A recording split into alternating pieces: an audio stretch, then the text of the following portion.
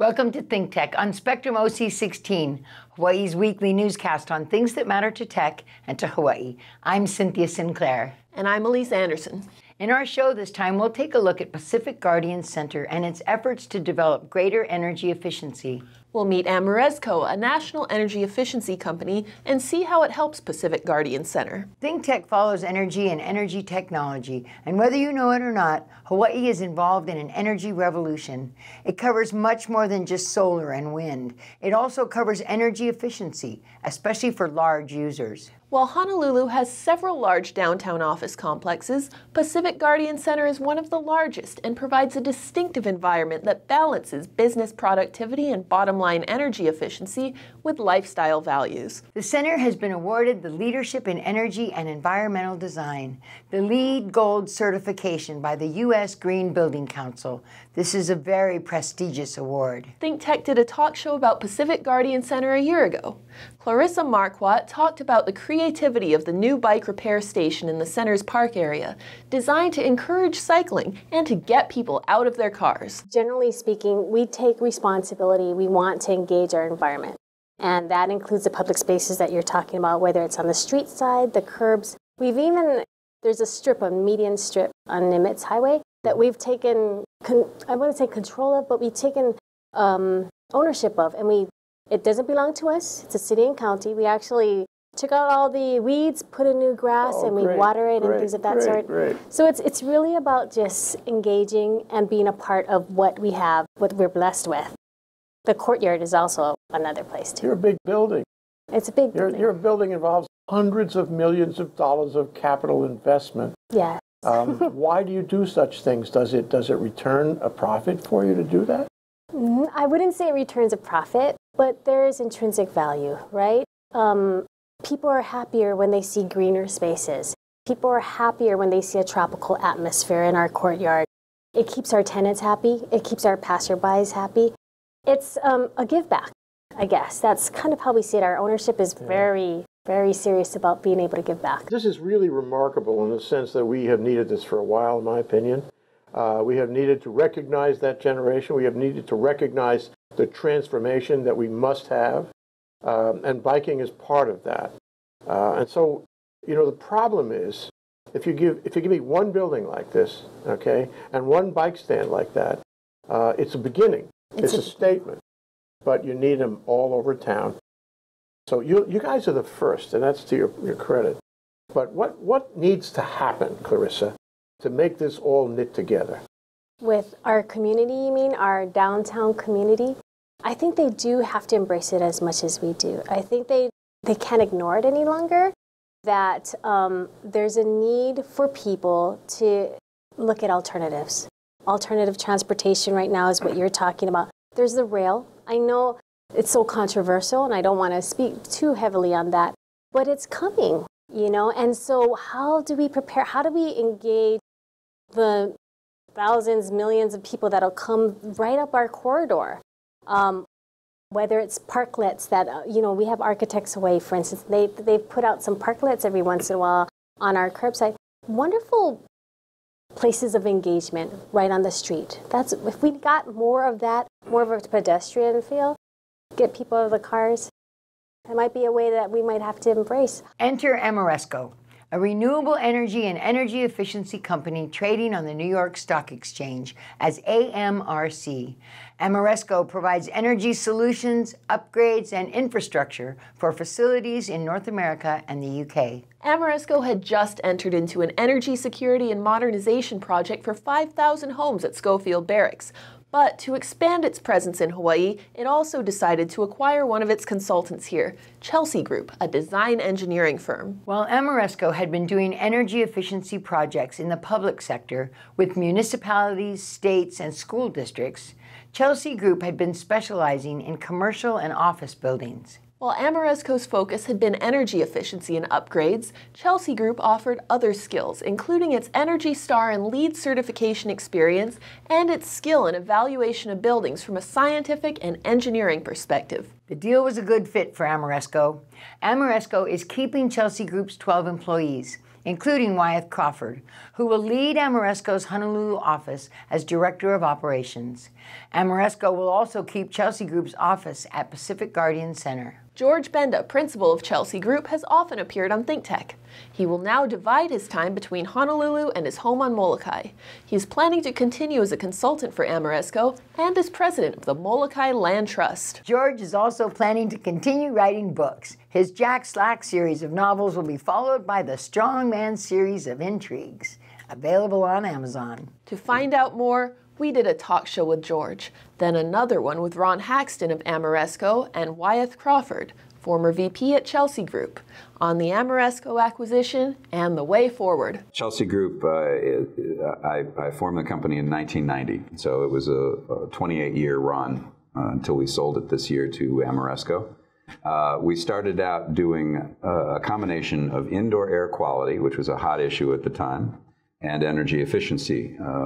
Generally speaking, at that time, everybody thought it was one or the other. And what we said is, no, you can do them together, but you got to think about it. You've got to do it correctly. You have been doing business from Molokai all this time. Absolutely. Tell us about how that has worked. Well, it's been very interesting because the company operating out of Chicago, we were a national company with some international reach. And I've been doing business in Hawaii since 1993. When we moved here in 2001, we finally moved our household here, and then began the transition to headquarter here. The company was still national, and I kept it a national company, and I was going 2 weeks on, 2 weeks off, going to the mainland back and forth, and it was exhausting, Jay. It was just plain exhausting, and because I had to carry the sales, the company at that point transitioned.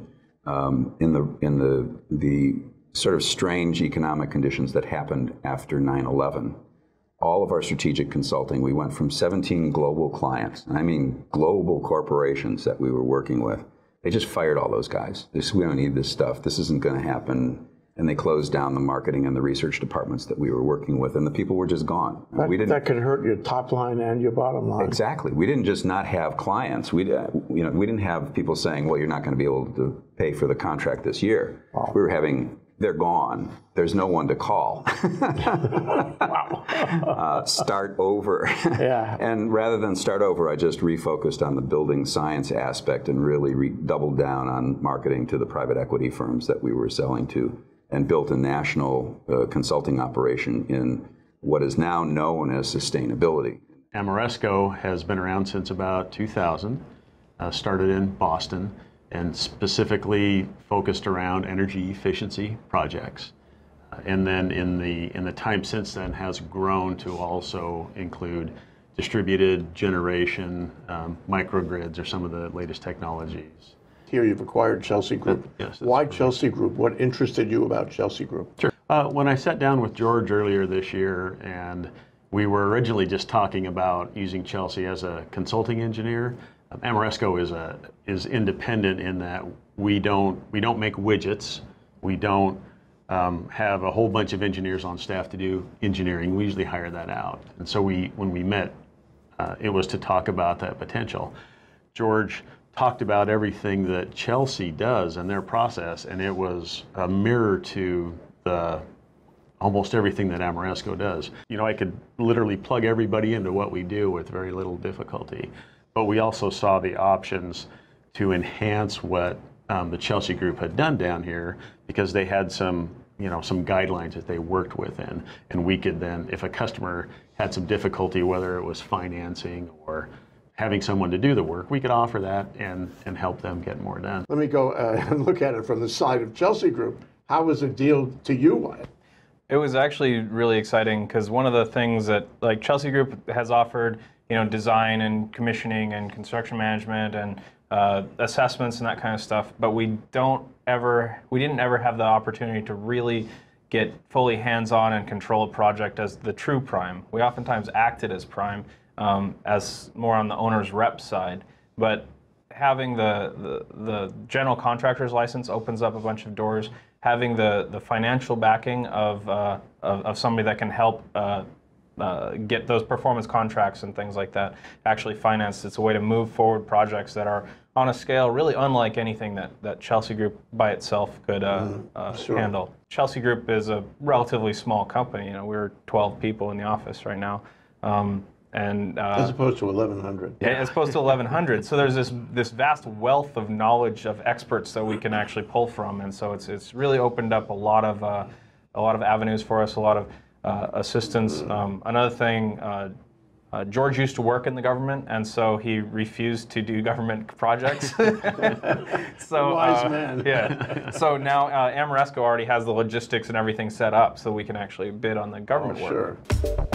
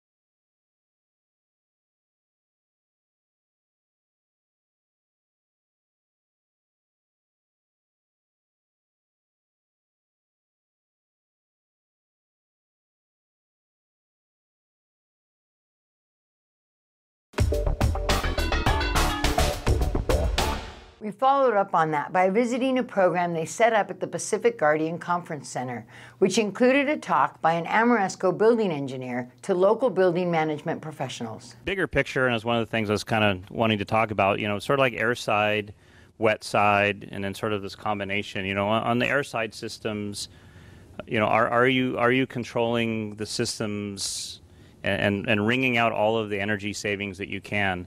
And typically, energy savings and comfort, most people think that that's sort of mutually exclusive, but typically, if you do it right, if you enhance the energy savings, you're going to actually enhance the tenant comfort because you're not overcooling, you're not doing, and you are maintaining the spaces. So it's not at the risk of that. So supplier temperature reset, that's a pretty common concept, but how are you accomplishing that? Are you doing it on return air? That's the old way would be return air or outside air, or are you able to get that discrete data from all of the zones in your building? The most efficient way that I'm aware of, it's worked pretty well, is if you've got VAV boxes or and you bring that information back, you can actually tell what each room is doing, what the temperature is in each room, how wide open the VAV box damper is, and then you use that information to automatically reset the supply air temperature at the air handling unit. And you do that just slowly over time. And the idea is you want one zone to want 1% more cooling than what can be done. And by doing that, then you raise the supply air. You're still keeping everybody happy. You've got one zone that's ever so slightly above its set point, but then you know that you're providing the warmest possible discharge air and still keeping everybody satisfied. The Zigbee technology is still coming into play. There are certain companies that do it a lot better than others. The Incom product that we have, which is a hotel-specific product, they've been doing Zigbee for a number of years, and they've got it down pat. It's amazingly robust. And then there's other products that we have in-house, and we know of other products out in the marketplace that aren't nearly as good. But wireless obviously is catching on, right? So we've got different wireless. We got Wi-Fi, so you've got controllers that you can actually have it talk via wireless Ethernet. One of the other new technologies from a networking standpoint, if we might, is where we're kind of in the old days. You'd have these controllers all over the place. You've got this twisted pair wire, like BACnet MSTP or LAN or whatever you've got, proprietary two-wire controls.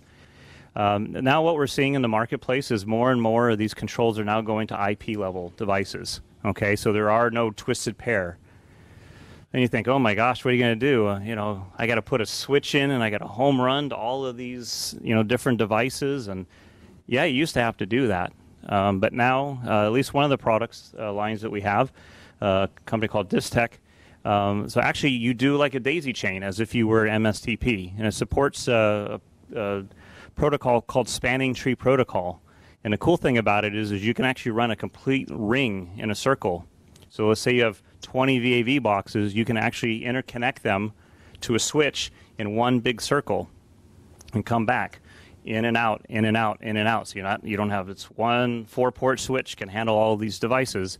And the cool thing about it is with the spanning tree protocol is if somebody goes over and cuts the wire here, it loops. So because again, it's a full circle. So there's none of that single point of failure. So the question was, how do you know the difference if you're a building owner between upgrading your central building management system versus replacement, right? Upgrade versus replace. I think that's really kind of a, it's case by case basis, but you got to look at what do I have in my building now? How old is it? Is it proprietary? Is it open protocol? If it's open protocol, but it's kind of older stuff, you could probably still do something with it. We're getting ready to do a big retrofit of a energy management control system, but we're going to be reusing 95% of the wiring. We're going to be, reusing transformers. So some people think, oh my gosh, I paid $500,000 for my EMS the first time, and now I got upgraded. Now it's going to cost me $750,000. Not necessarily, because a lot of the, a supply air sensor is still a 2-wire device. It's still been mounted, and the conduit's still there, and there's still an enclosure, and so you can leverage a lot of the existing hardware in a building. So that's I guess an important consideration is that even if you need to quote unquote replace an energy management system, it doesn't necessarily mean a replacement of all the wiring, all of the even the end devices. A flow switch or a current switch is a flow switch or current switch. If it's operational, keep using it. The things you do have to replace, like the supply air temperature or a chill water temperature sensor, something like that, those are literally the cheapest devices in an energy management system. Right, those are like $15 devices, so it's not a big deal, and those drift over time, so you want to replace those anyways. But are you getting the data that you need? Are you able to manage the system the way you want to manage it? What are you dealing with obsolescence issues with hardware, with software, those kind of things? The good news is even if you have an older system that may not even be open protocol, or may not be the open protocol that you're looking for, there's a million different ways that you can talk to old equipment. So whether it's brand X or brand Y or brand Z's proprietary controls, I'm not going to pick on anybody, but there are software drivers that you can get, that you can bring into a device, and we can pull that data from 1985 if you want. We can pull that right in, and we can normalize that data as BACnet points, leverage that, put a new front end on it, maybe hit the central plant, maybe hit the big equipment, and leverage all the zone controls because maybe they're in decent shape or you don't have the money to do it right now. It's a very quick way to do that. So there's no fixed rules to it. It's really what's the best fit for you, your budget, your operational needs. We also spoke to some of the people at the program to get a handle on what all this means to building management, landlord-tenant relationships, and energy efficiency in Hawaii. Today is our Future of Existing Buildings event, and it's sort of a users group, so anybody with an existing building is invited down to say, well, what about this does it apply to me? Does my aging infrastructure need to be replaced? When does that need to be replaced? How do we replace it? And it sort of provides a user group to say, everybody's invited in. Let's talk. Let's get together and talk and say, I own building A. I have this problem. I own building B. I have this problem. And we're here to share and communicate in those issues and help each other out. The idea is to analyze first, do like an energy audit of a building and say, well, what specific needs can we put in here and what energy solutions are going to work the best? And then we help our customer find those solutions. And then from that point, those solutions are implemented via the construction system, and we are all along the way commissioning through the construction system. And then at the end, we're making sure that whatever we've implemented is working properly in the way that it should, the most energy efficient way. So it's not a plug and play situation. It's kind of, like you mentioned, plug, play, analyze, and analyzing happens throughout the entire system. It's been a great event.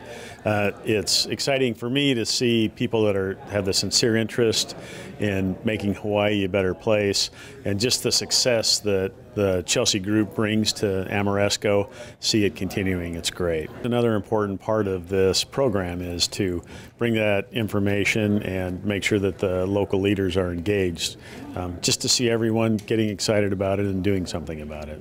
Want to know more about Ameresco? Check it out at ameresco.com. Want to know more about Pacific Guardian Center? Check it out at pacificguardiancenter.com. Let's all keep current on energy efficiency in Hawaii to save money, to save energy, to save the environment, and for a better quality of life downtown.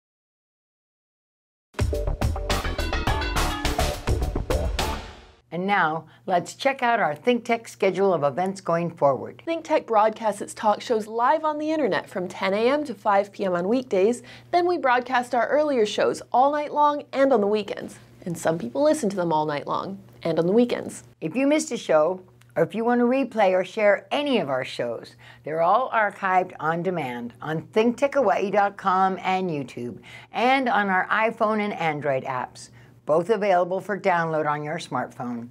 For our audio, go to ThinkTechHawaii.com/audio, and we post all our shows as podcasts on iTunes. Visit ThinkTechHawaii.com for our weekly calendar and live stream and YouTube links, or better yet, sign up on our email list to get our daily email advisories. ThinkTech has a high-tech green screen studio at Pioneer Plaza. If you want to see it or be part of our live audience or participate in our shows, contact shows@thinktechhawaii.com. If you want to pose a question or make a comment during a show, call 808-374-2014 and help us raise public awareness on ThinkTech. Go ahead, give us a thumbs up on YouTube or send us a tweet at ThinkTechHI. We'd like to know how you feel about the issues and events that affect our lives in these islands and in this country. We want to stay in touch with you, and we'd like you to stay in touch with us. Let's think together.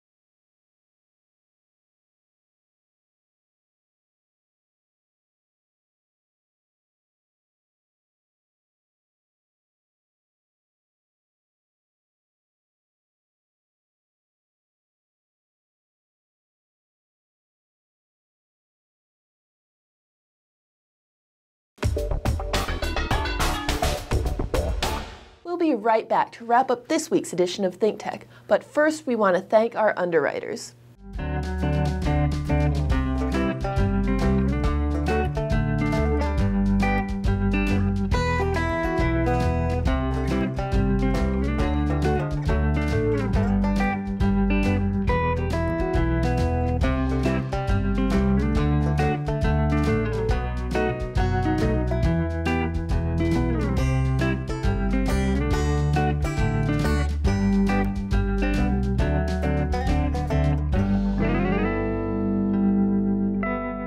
Okay, Elise, that wraps up this week's edition of ThinkTech. Remember, you can watch ThinkTech on Spectrum OC16 several times every week. Can't get enough of it, just like Elise does. For additional times, check out OC16.tv. For lots more ThinkTech videos and for underwriting and sponsorship opportunities on ThinkTech, visit ThinkTechHawaii.com. Be a guest or a host, a producer or an intern, and help us reach and have an impact on Hawaii. Thanks so much for being part of our ThinkTech family and for supporting our open discussion of tech, energy, diversification, and global awareness in Hawaii. And of course, the ongoing search for innovation and energy efficiency wherever we can find it. You can watch this show throughout the week and tune in next Sunday evening for our next important ThinkTech episode. I'm Cynthia Sinclair. And I'm Elise Anderson. Aloha, everyone.